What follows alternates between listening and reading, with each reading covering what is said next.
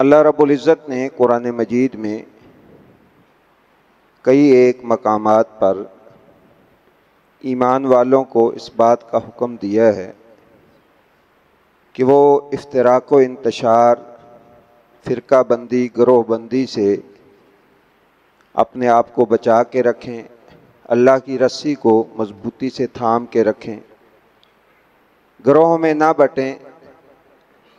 اور اللہ کی مدد اور نصرت کے لیے بھی ان دو باتوں کو ضروری قرار دیا ہے کہ اللہ اور اس کے رسول کی اطاعت کرو،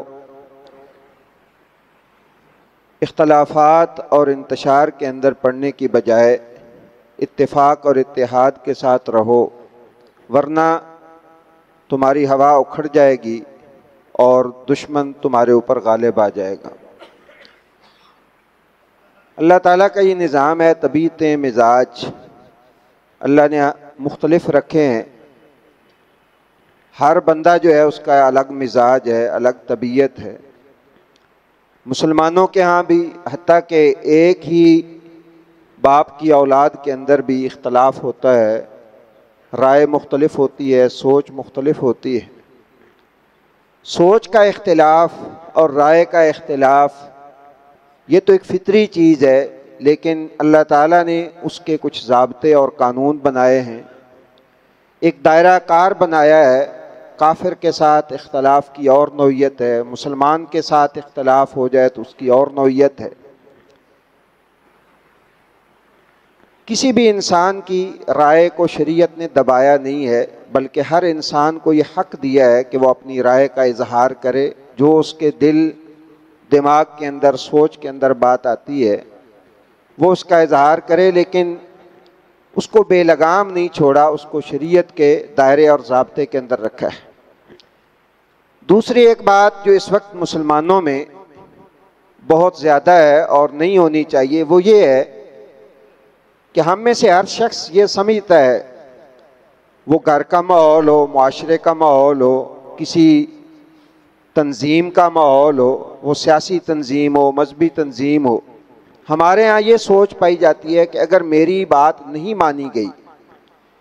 میری رائے کا احترام نہیں کیا گیا، میری رائے کے اوپر عمل نہیں کیا گیا، تو اس کا مطلب ہے کچھ بھی نہیں ہے، سب غلط ہے۔ اور ہمارے ہاں یہ ہوتا ہے کہ وہ شخص اپنی الگ لائن جو ہے وہ اختیار کر لیتا ہے۔ اسلام نے یہ درس نہیں دیا ہے۔ اسلام نے اس بات کا ہمیں حکم دیا ہے کہ آپ اپنی رائے اور مشورہ جو ہے وہ سامنے رکھیں، اس پہ عمل ہوتا ہے تو ٹھیک ہے، نہیں ہوتا تو یہ اس کا مطلب نہیں ہے کہ اب آپ کی کوئی اہمیت نہیں ہے، کہ آپ کی بات جو ہے وہ قابل اعتبار نہیں۔ اس وقت جو ملک کی صورتحال ہے، مختلف چیلنجز اس ملک کو درپیش ہیں، مسلمانوں کو درپیش ہیں۔ ان حالات میں مسلمانوں کو اپنے باہمی اختلافات ان کو وقتی طور پہ سائڈ پہ رکھ کے دشمن کے لیے اس کا پیغام ایسا ہونا چاہیے اور ایسا انداز ہونا چاہیے اختلاف رائے کا بھی کہ دشمن کو یہ لگے کہ مسلمان جو ہے ان کی صفوں میں اتفاق اور اتحاد ہے۔ اللہ کی مدد اور نصرت تبھی ممکن ہے کہ جب انسان اللہ اور اس کے رسول کی اطاعت کے بعد جماعت اور جو ہے اتفاق اور اتحاد کو لازم پکڑے۔ رسول اللہ صلی اللہ علیہ وسلم کی ایک حدیث ہے، مسند احمد میں بھی اور دیگر کتابوں میں بھی، نبی صلی اللہ علیہ وسلم نے سیدنا یحییٰ علیہ السلام کا ذکر کیا، عیسیٰ علیہ السلام کا ذکر کیا کہ 5 چیزوں کا اللہ تعالیٰ نے انہیں حکم دیا تھا، جن میں نماز ہے، روزہ ہے، اسی طرح دیگر امور ہیں۔ تو آپ صلی اللہ علیہ وسلم نے اس حدیث کے آخر میں فرمایا کہ وَآمُرُكُمْ بِخَمْسٍ، میں بھی تمہیں 5 چیزوں کا حکم دیتا ہوں، امرنی اللہ بہن، جن کا اللہ نے مجھے حکم دیا ہے۔ یہ خاص طور پہ، حالانکہ نماز بھی جو ہے وہ دین کا فریضہ ہے، بنیادی رکن ہے، لیکن اس سے ہٹ کے اللہ کے رسول صلی اللہ علیہ وسلم نے جو 5 چیزیں ذکر فرمائیں، ان 5 چیزوں کا تعلق جو ہے اگر آپ اس پہ غور کریں گے تو آپ کو نظر آئے گا کہ وہ معاملات کے ساتھ ہے اور مسلمان معاشرے کے ساتھ ہے۔ آپ صلی اللہ علیہ وسلم نے فرمایا کہ میں تمہیں سب سے پہلی جس چیز کا حکم دیتا ہوں الجماع، وہ اتفاق اور اتحاد ہے۔ وَاعْتَصِمُوا بِحَبْلِ اللَّهِ جَمِيعًا کی تفسیر میں سیدنا عبداللہ ابن مسعود رضی اللہ تعالی عنہ کی یہ تفسیر ہے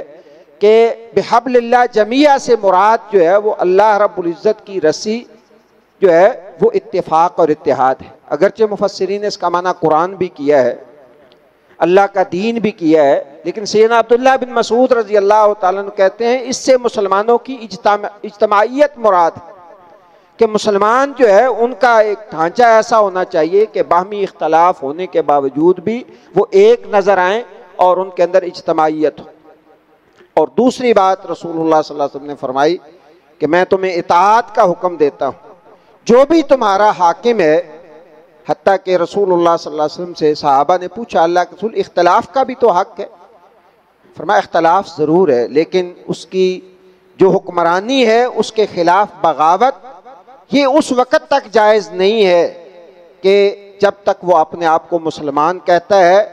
حتیٰ کہ جب تک وہ کفر بواح واضح اعلان کر دے کہ میں کافر ہوں، میں اللہ کو نہیں مانتا، اللہ کے رسول کو نہیں مانتا، پھر اسلام اجازت دیتا ہے کہ آپ اس کے خلاف قدم اٹھائیں۔ جب تک وہ اس بات کا اعلان نہیں کرتا ہے اس کے خلاف بغاوت نہیں۔ تو اطاعت جو ہے اس کا تصور ہم مسلمانوں سے آج ناپید ہو گیا۔ ہم نے نہ وہ ماحول دیکھا اور نہ ہی ہمیں اس چیز کا اندازہ، ہم سمجھتے ہیں کہ جی یہ تو غلامی ہے کہ بندہ اطاعت کر لے، بات مان لے، لیکن بہت ساری چیزیں ایسی ہوتی ہیں جس میں انسان کو اختلاف ہو سکتا ہے، انسان اس کو غلط بھی سمجھتا ہے، لیکن اجتماعیت کو قائم رکھنے کے لیے اسلام ہمیں یہ سکھاتا ہے کہ ان کو برداشت کرنا ہے۔ غالباً سیدنا عبداللہ بن مسعود رضی اللہ تعالیٰ عنہ سے کسی نے مسئلہ پوچھا کہ حج کے موقع پہ 2 نمازیں جمع کرنے کا یا قصر کرنے کا، تو انہوں نے کہا کہ اللہ کے رسول نے قصر کیا۔ نماز کا وقت ہوا، جماعت کھڑی ہوئی، سیدہ عثمان رضی اللہ تعالیٰ عنہ نے غالباً نماز پڑھائی تو انہوں نے پوری نماز پڑھائی، تو انہوں نے بھی پیچھے پوری نماز پڑھی، یا غالباً حضرت عبد الرحمن تھے۔ تو اس بندے نے پوچھا کہ ابھی تو آپ مسئلہ بتا رہے تھے کہ یہاں قصر پڑھنی ہے، ابھی آپ نے پوری پڑھی ہے۔ تو وہ فرمانے لگے کہ الاختلاف شر، مسئلہ یہی ہے، لیکن یہاں اجتماعیت کا تقاضا یہ ہے کہ میں امام کے پیچھے پوری پڑھوں، اور یہ کوئی کفر اسلام کا مسئلہ نہیں ہے کہ جس کو بنیاد بنا کے جو ہے وہ میں انتشار پھیلاؤں۔ تو فرمایا اطاعت اور امیر کی، حاکم کی بات سننا، اس کے اوپر عمل کرنا، یہ فرمایا لازم پکڑنا۔ اور چوتھی بات رسول اللہ صلی اللہ علیہ وسلم نے فرمایا وہ ہجرت ہے، کہ اگر کبھی دین کے بچاؤ کے لیے آپ کو اپنا وطن چھوڑنا پڑے، اپنا مال چھوڑنا پڑے، اپنا سب کچھ جو ہے وہ قربان کرنا پڑے، تو دین بچانے کے لیے وہ بھی کرنے سے دریغ نہ کرنا۔ اور 5ویں بات رسول اللہ صلی اللہ علیہ وسلم نے فرمائی والجہاد فی سبیل اللہ، اللہ کی راہ میں جہاد کرتے رہنا، اعلاء کلمت اللہ کے لیے کوشش کرتے رہنا، یہ قیامت تک جو ہے وہ جاری رہے گا۔ تو ہمیں ان حالات میں جس چیز کی طرف میں توجہ دلانا چاہتا ہوں وہ یہ ہے کہ ہر شخص کا ایک حلقہ ہوتا ہے جہاں اس کے اثرات ہوتے ہیں۔ کوئی کتنا بھی آدمی جو ہے وہ اپنے آپ کو سمجھتا ہو کہ میں تو کوئی اتنا سوشل نہیں ہوں، میرا کون سا اتنا کوئی ایسا تعلق ہے، لیکن ہر انسان کے اثرات ہوتے ہیں، اس کی اولاد کے اوپر، اس کے دوستوں کے اوپر، اس کے ملنے جلنے والوں کے اوپر۔ تو آپ کے اور میرے کسی بھی عمل سے ایسا تاثر نہیں معاشرے کے اندر جانا چاہیے کہ جس سے انتشار کو ہوا ملے اور افتراق و انتشار جو ہے وہ پھیلے، بلکہ اتحاد اور اتفاق جو ہے یہی اللہ رب العزت کو مطلوب ہے۔ اور اس موقع پہ یہ جو گروہ بندی ہے، پارٹیاں ہوتی ہیں، رسول اللہ صلی اللہ علیہ وسلم نے اسی حدیث کے آخر میں یہ فرمایا ہے کہ تم اس موقع پہ کسی کو آواز بھی دینی ہے، کسی کو پکارنا بھی ہے، تو اس کو کہنا ہے اے ایمان والے، اے مسلمان، اے عباد اللہ، اپنی پارٹی، اپنا جو ہے وہ گروہ کا نام لے کے کسی کو آواز بھی نہیں دینی، تاکہ انتشار جو ہے اس کی ہوا معاشرے کے اندر نہ پھیلے۔ اللہ تعالیٰ مجھے بھی اور آپ کو بھی